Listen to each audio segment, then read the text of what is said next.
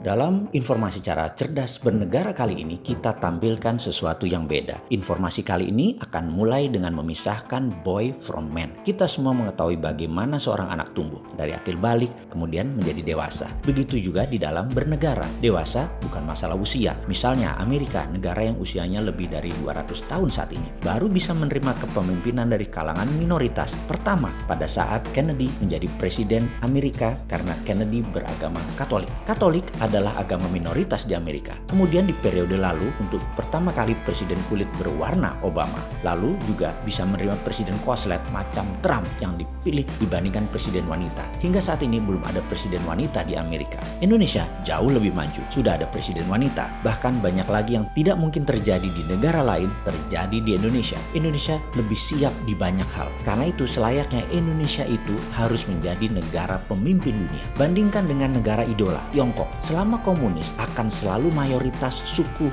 Han yang pasti jadi pemimpin. Catatan, negara Tiongkok tersebut baru terbentuk, People Republic tersebut belum ada 100 tahun. Kemudian sebuah prediksi gila dari si Sontoloyo ini yang berani mengatakan Tiongkok akan menjadi negara demokrasi terbesar di dunia, di mana di tahun 2030 ke atas Tiongkok akan mengadopsi demokrasi karena kalau tidak akan ditekan ekonominya oleh dunia. Akan ada pemilihan demokratis di tingkat wali kota dan gubernur di sebuah wilayah. Walaupun ketat pesanan dari Politbiro di atasnya, tapi demokrasi pasti diadopsi oleh Tiongkok. Itulah pesan Trump kepada Tiongkok saat ini. Berkali-kali saya katakan perang Tiongkok-Amerika itu bukan perang dagang biasa. Di belakangnya adalah perang ideologi antara komunis dan demokrasi. Di antara perang otoritarian dan liberalisme. Kalau kapitalisme bagaimana? Cina mengadopsi kapitalisme namun bukan kapitalisme murni. Kapitalisme globalis yang dianutnya. Dan ini sesungguhnya membuat disparitas perbedaan mencolok antara swasta dan negara, kaya dan miskin. Tersistem untuk hanya sebagian saja yang kaya, yang bisa negara kontrol saja yang harus kaya. Kita akan rincikan bahayanya mengapa jangan sampai Indonesia mengadopsi prinsip tersebut. Di sini kalau sahabat pemakan buku dalam tanda petik, tukang baca, dan punya grup diskusi yang dalam akan mulai memahami bahwa beda kapitalisme modern yang terjadi di banyak negara dengan kapitalisme murni di bawah das kapital Karl Marx. Pemurnian ajaran kapitalisme yang sebenarnya. Nah,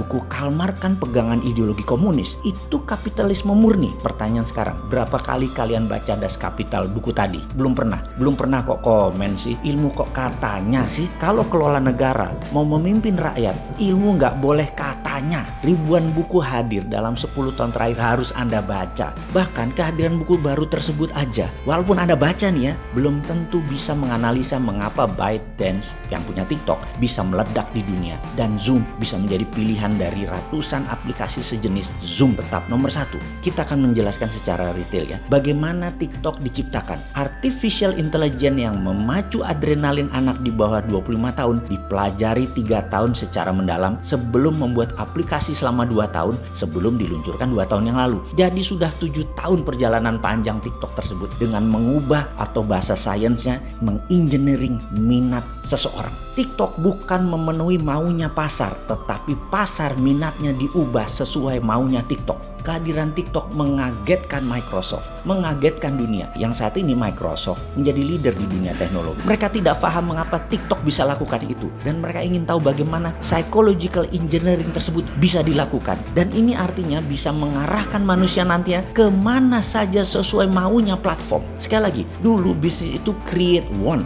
menciptakan keinginan dari sebuah need, dari sebuah kebutuhan. Misalnya, seorang kerja di Jakarta, tinggal di Depok. Kebutuhannya adalah alat transportasi. Dia saat ini naik kendaraan umum. Keinginan dia naik mobil. Maka pebisnis akan menciptakan iklan, advertising, kampanye, meyakinkan orang seperti mereka bahwa naik mobil Mercy yang terbaik, naik Toyota yang terbaik. Misalnya kalau dia Honda, naik Honda yang terbaik. Atau dia penjual Mini Cooper, naik Mini Cooper yang terbaik. Bersaing meyakinkan calon konsumen untuk memenuhi keinginan mereka, wants-nya mereka. Pebisnis tidak bisa create needs. Needs-nya ada dulu, baru mereka menciptakan wants. Namun TikTok menciptakan demand, menciptakan needs dengan didesain. Ada artificial intelligence yang mengawal setiap individu yang begitu Anda download aplikasi mereka, melihat TikTok selama 2 jam ke atas, selesai. Data Anda mereka punya. Bukan data tanggal lahir, alamat rumah, alamat email. Itu mah kuno, dunia nggak butuh lagi data itu. Sudah punya semua, sudah tuker-tukeran di atas sana. Lupakan kalau Anda sok-sokan bermain bisnis digital sebatas untuk dapat email, dapat nomor kontak. Itu ketinggalan 10 tahun, Cok. Zaman FB, IG, Twitter, dan Google rajanya sudah diambil mereka semua.